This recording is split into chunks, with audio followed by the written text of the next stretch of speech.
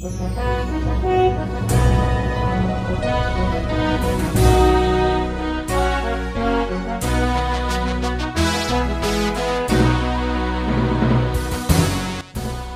bagi saudara sekalian. Marilah kita siapkan hati dan pikiran kita untuk menyambut firman Tuhan. Kita berdoa.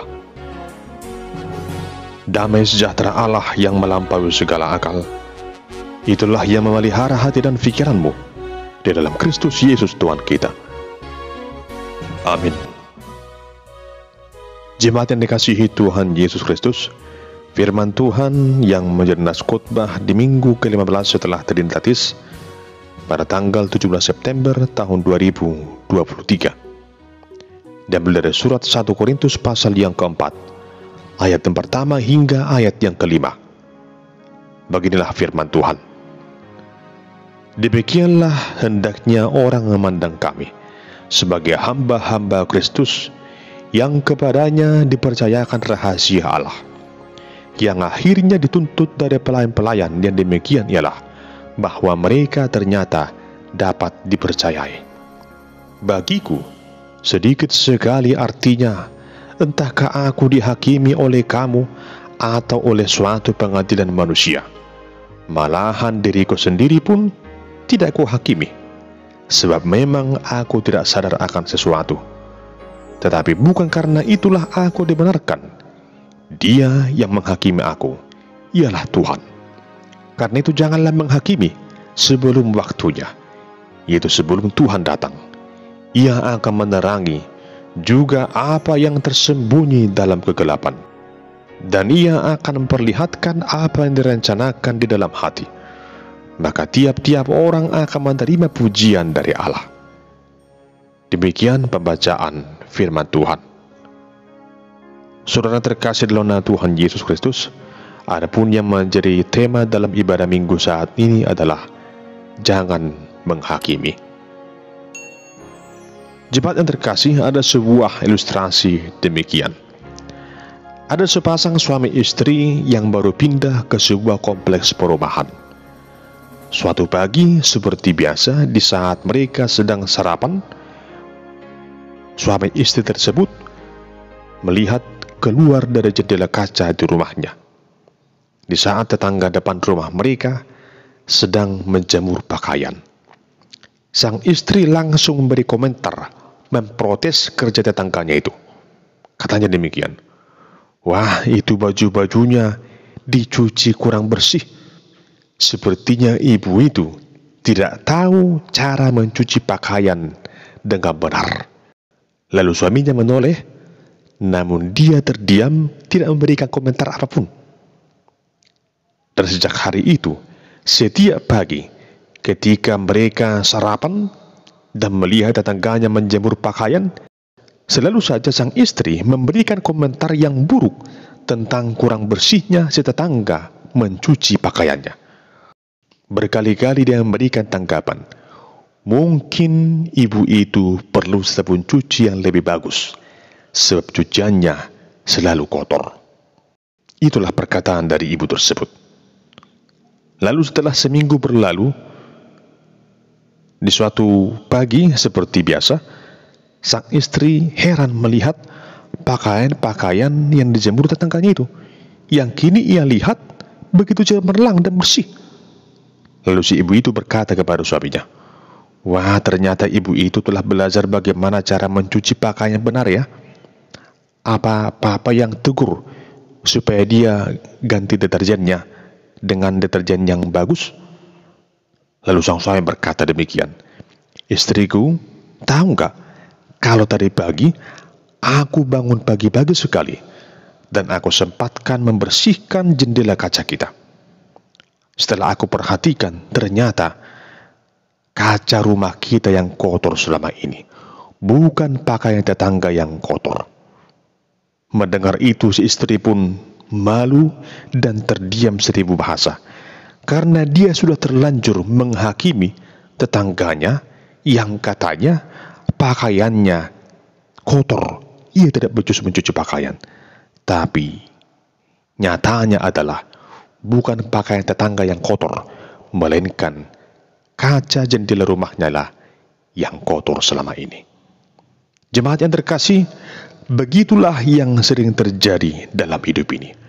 Ada kalanya seorang menilai, bahkan begitu gampang menghakimi orang lain, padahal ia sendiri sudah melakukan kesalahan. Banyak orang yang begitu mudah mencari kesalahan orang lain tanpa mengkoreksi dirinya sendiri.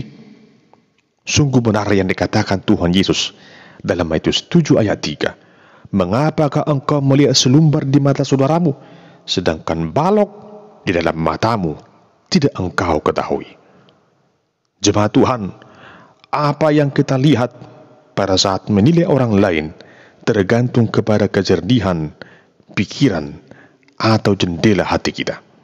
Jika hati kita bersih, maka bersih pula pikiran kita. Jika pikiran kita bersih, maka bersih pula perkataan kita. Jika perkataan kita bersih, maka bersih pula lah perbuatan kita. Hati adalah salah satu bagian yang kecil dalam organ manusia yang memiliki peranan yang penting dalam diri kita.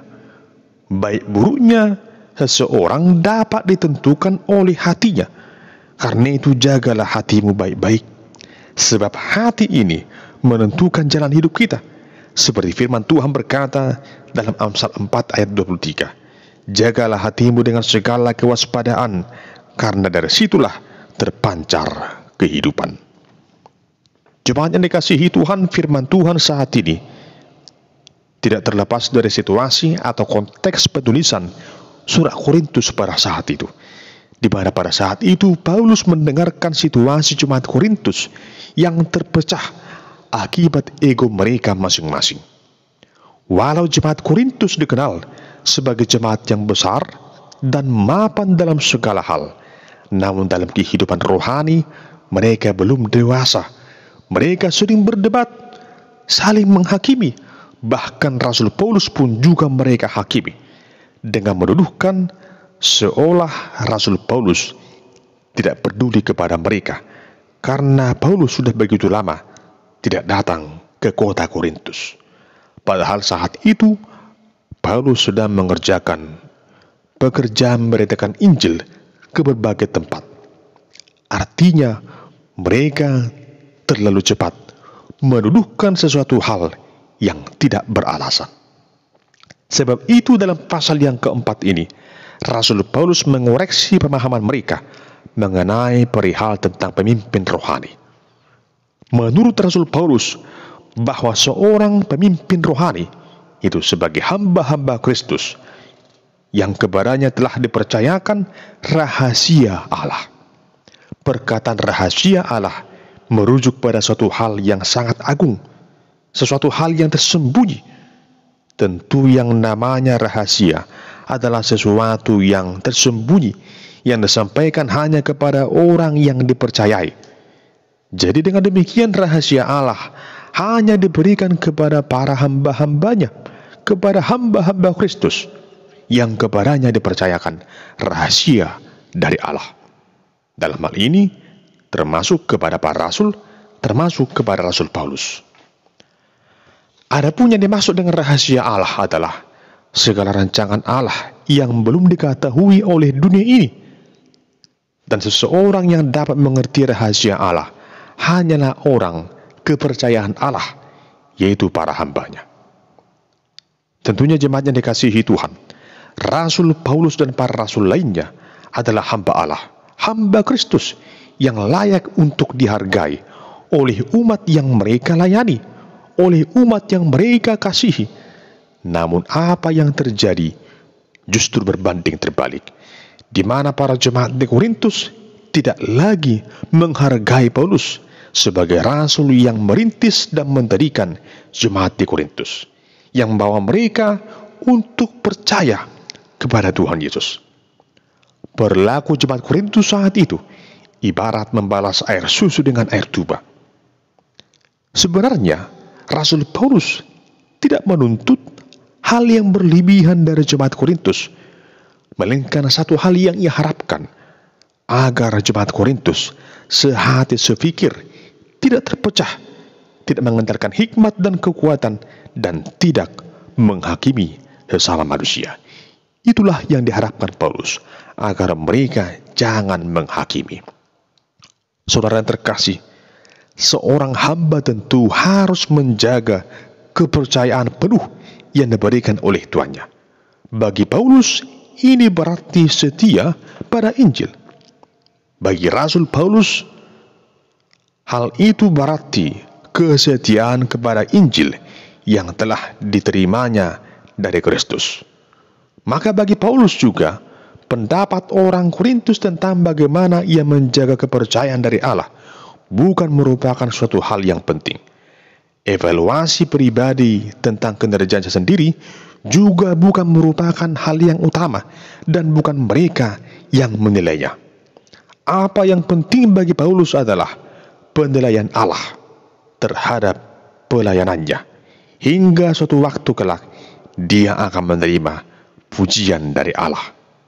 Dan juga dia yakin Tuhan yang menghakimi kelak akan setiap hal yang telah ia perbuat.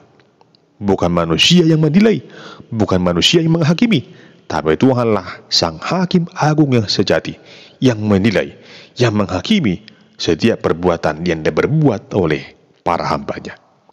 Untuk itu Rasul Paulus menghimbau agar jemaat Korintus berhenti menghakimi para hamba Tuhan, karena sesungguhnya mereka menghakimi hanya berdasarkan apa yang mereka lihat, sementara Tuhan mengetahui apa yang tersembunyi dalam hati setiap manusia. Lagi pula, tidak sepatutnya mereka mengambil tempat Tuhan yang adalah Hakim Agung itu. Saudara terkasih, ini menjadi pelajaran bagi kita dalam bersikap terhadap para hamba Tuhan. Ingatlah bahwa Tuhan bagi para hamba Tuhan adalah Tuhan Allah sendiri, bukan kita, bukan saudara. Maka hanya Tuhanlah yang layak menerima pertanggungjawaban setiap para hamba Tuhan, yaitu para pelayan yang telah mengabdikan dirinya kepada Tuhan. Karena itu jangan pernah memandang hamba Tuhan sebagai hamba manusia yang harus patuh kepada kita dan harus memenuhi segala keinginan saudara. Sebagai hamba Tuhan, mereka harus mengutamakan dan melaksanakan apa yang Tuhan inginkan. Justru kita harus bersyukur atas kehadiran para hamba Tuhan yang setia mendorong umat untuk hidup dalam kasih, hidup saling melayani, hidup saling bergotong royong, hidup saling bertolong-tolongan. Tuhan mau agar kita menerima pujian pada hari kedatangannya kelak, di saat kita sungguh-sungguh saling mengasihi dan juga menolong dan mendoakan para hamba Tuhan yang bekerja di tengah-tengah dunia ini. Saudara yang terkasih, dari pengajaran Paulus ini, kita bisa menyimpulkan bahwa kunci persekutuan gereja yang damai adalah mau merendahkan hati dan mau digembalakan oleh para hamba Tuhan, agar tak seorang pun terhilang dan tak seorang pun menganggap dirinya paling benar. Tuhan mau agar kita hidup saling mengasihi, hidup saling memaafkan, bukan saling menghujat, apalagi saling menghakimi. Tuhan mau agar gerejanya, agar setiap orang-orang Kristen senantiasa hidup dalam kerukunan. Untuk itu, apapun juga yang terjadi dalam hidup ini, serahkanlah semuanya itu hanya kepada Tuhan Allah yang sungguh Maha tahu akan segala yang terjadi dalam kehidupan ini. Tuhanlah yang kelak akan membuka semua rahasia-rahasia yang tersembunyi dalam kegelapan. Tuhanlah yang akan membongkar semua niat yang terpendam dalam hati manusia. Dan pada waktu itu, barulah setiap orang akan menerima dari Allah pujian yang patut diterimanya. Karena itu, saudara yang terkasih, hiduplah dalam kebenaran, hiduplah dalam kasih, hiduplah saling memaafkan, dan jangan pernah menghakimi. Sebagaimana dikatakan Tuhan Yesus dalam Matius 7 ayat yang pertama, jangan kamu menghakimi, supaya kamu tidak dihakimi. Oleh karena itu, jemaat yang dikasihi Tuhan, jadilah sebagai pribadi yang merendahkan hati, yang senantiasa hidup dalam kasih dan kehendak dan ketentuan Tuhan Allah yang Maha Kuasa. Amin. Kita berdoa. Ya Tuhan Allah yang Maha Kuasa, terangilah jiwa dan pikiran kami, agar kami mampu melakukan firman-Mu, sehingga kami sungguh-sungguh menjadi teladan dalam hidup ini, yang hidup dalam kasih, dalam pengampunan, dan kepedulian kepada setiap orang. Bukan saling menghakimi, namun saling mengasihi antara yang satu dengan yang lain. Dalam Kristus Yesus kami berdoa. Amin.